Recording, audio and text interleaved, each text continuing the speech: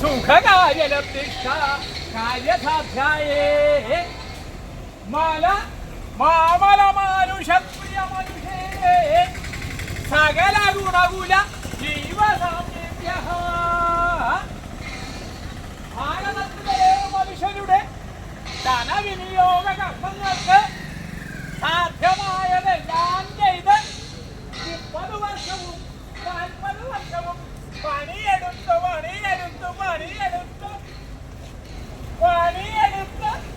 പട കഴിഞ്ഞ് ആശ്വാസം നേടുന്ന പണിക്കാരായ പെൻഷൻകാർക്ക് മനോഭാവം കൊണ്ട് എന്റെ ഈ കാര്യവിചാരം ആരംഭിക്കാമെന്ന് തോന്നുന്നു.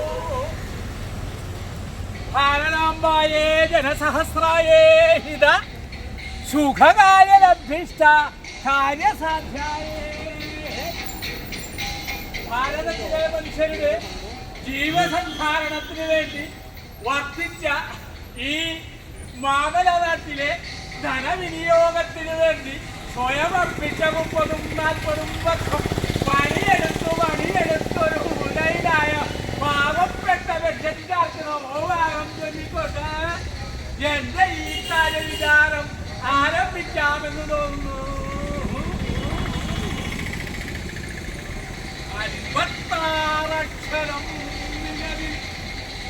56 അക്ഷരം മികവിൽ ആ മികവിന്റെ താളത്തിലിതാ 57ന്റെ നിറവിൽ നിൽക്കുന്ന നിങ്ങളെ പറ്റി നമ്മളെ പറ്റി ഒരു ചൊല്ലൽ 57 വർഷമായി ആ മികവിൽ നിൽക്കുന്ന നിങ്ങൾക്കേവർക്കും ഇതാ കണക്ക് നോക്കിയാലേ ചായ കുടിക്കാത്ത ക്ഷീണം ഒക്കെ ഉണ്ടാകും. 7,60,000-ത്തിലധികം ആൾക്കാരിതാ ഇതുപോലത്തെ പെൻഷൻ പറ്റിയവർ ഈ നാട്ടിലുണ്ടെന്നാണ് വെപ്പ്. പക്ഷേ കീശയിൽ വരുന്നത് കഴിഞ്ഞ 30 വർഷത്തിനപ്പുറത്തുള്ള സംഖ്യയാണ്. എങ്ങനെ കഴിയും എന്റെ ദൈവമേ, നീ തന്നെ തുണ. അന്ന് ഇവിടെയൊക്കെ നിങ്ങൾ പ്രസംഗത്തിൽ കേട്ടതുപോലെ ചായക്ക് 2 രൂപ, ഇന്ന് ചായക്ക് 15 രൂപ. എത്ര പരിഷ്കരണം! ധനവിനിയോഗകാര്യകായേ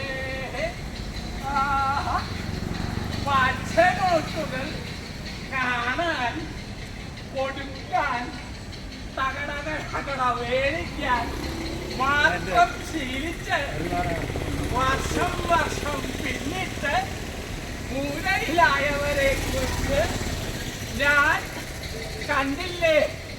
എന്താണ് ശേഷിപ്പ്? പഴകി പാളീസായ ഒരു തടസ്സം മാത്രമാണോ ശേഷിപ്പ്?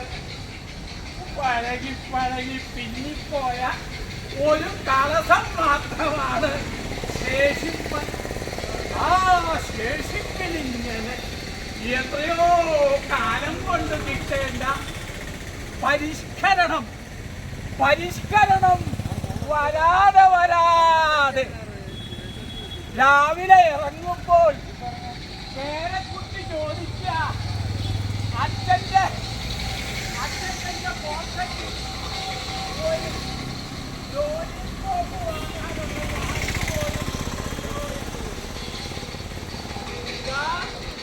നിങ്ങൾക്കും എനിക്കും ഈ നാട്ടിൽ ജീവിക്കാൻ എന്തൊക്കെ വേണമെന്നാണ്.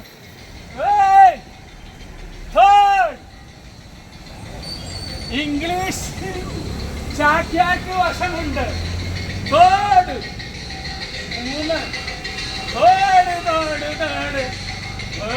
റിട്ടയർമെന്റായി ആ ബെനിഫിറ്റായി പണം വന്ന് ഭാവനയിൽ ഇങ്ങനെ കണ്ട് എന്താ അവസ്ഥ? തേർഡുമില്ല, സെക്കൻഡുമില്ല, ഫസ്റ്റുമില്ല, 0 മാത്രം. ഇവിടെയുള്ള ബാങ്കിലെ സുഹൃത്തുക്കൾക്ക് മാത്രം. ഒരു മൂലയിലായ നിങ്ങളെ കുറിച്ച് അറിയുമോ എന്ന് എനിക്കറിയില്ല.